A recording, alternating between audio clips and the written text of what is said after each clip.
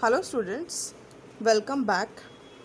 आज हम आपकी पुस्तक मधुकलश का तीसरा पाठ मेरे पिता प्रेमचंद्र, जो कि अमृत राय जी ने लिखी है, वह हम पढ़ने जा रहे हैं।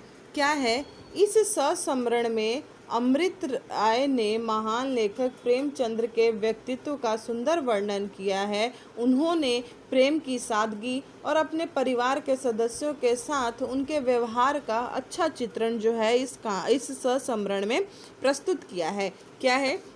प्रेमचंद्र बहुत सीधे साधे, बेलोस, मुहब्बती आदमी थे। जो भी लोग उनके संपर्क में आए, उनको प्रेमचंद्र का यही रूप देखने को मिला होगा। घर में भी उनका यही रूप था। घर के बाहर और घर के भीतर, अपने बाहर और अपने भीतर भी कभी भी उनमें कोई दुरंगापन नहीं आया, मतलब कोई भी बदलाव नहीं आया। सब जगह वह रूप एक था, झील के नीले पानी की तरह साफ और पारदर्शी। यही उस आदमी की सबसे बड़ी महानता थी कि वह किसी तरह महान नहीं था, ना कपड़े लत्ते में, ना तौर तरीके में, ना बोलचाल में, ना ही रहन सहन में। हर तरह से वह आदमी एक साधारण निम्न वर्ग का आदमी था। हर तरह से वह क्या था? बाल बच्चेदार, गृहस्थ, बाल बच्चों में रमा हुआ मनुष्य था। क्या तो उनका हुलिया था! घुटनों से जरा सी नीचे तक पहुंचने वाली धोती, उसके ऊपर गाढ़े रंग का कुर्ता और पैरों में जूता। यानी कुल मिलाकर आप उसे देहाती भी कहते, जिन्हें कपड़े पहनने का भी तमीज़ नहीं था, जिसे यह भी नहीं मालूम था कि धोती कुर्ते पर चप्पल पहनी जाती है या पंप। मुझे अच्छी तरह याद है कि वर्षों उन्होंने सस्ते के ख्याल से किरमिच का जूता पहना और रंग रोगन का झंझट न रहे।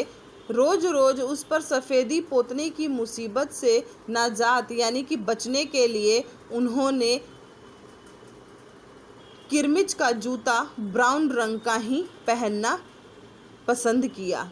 मुझे उनके दोनों पैरों की कानी यानी कि छोटी उंगली की भी जो है वो अच्छी तरह से याद है, जो जूतों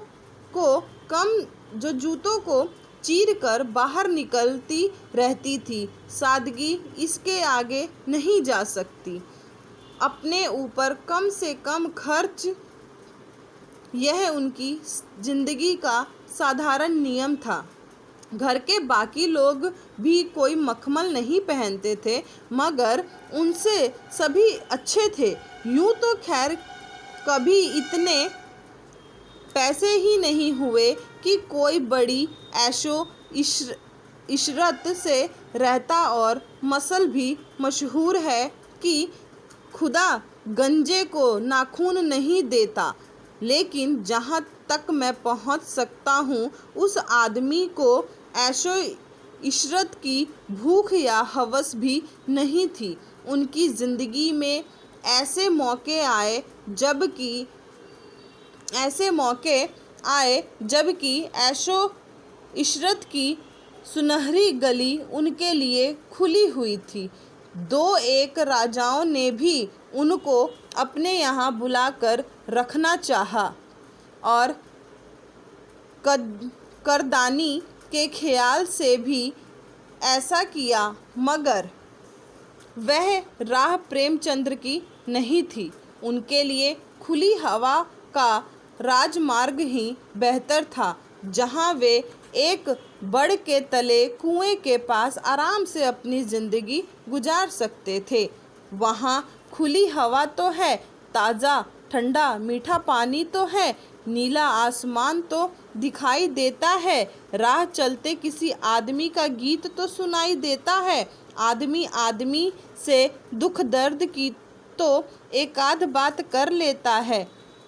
सोने की उस माया नगरी मुंबई में तो यह सब कुछ भी नहीं है, वहाँ तो इंसानियत भी नहीं है, वहाँ तो आदमी आदमी को रौंद कर आगे बढ़ता है, वहाँ कहाँ ठंडा पानी और कहाँ ताज़ी हवा।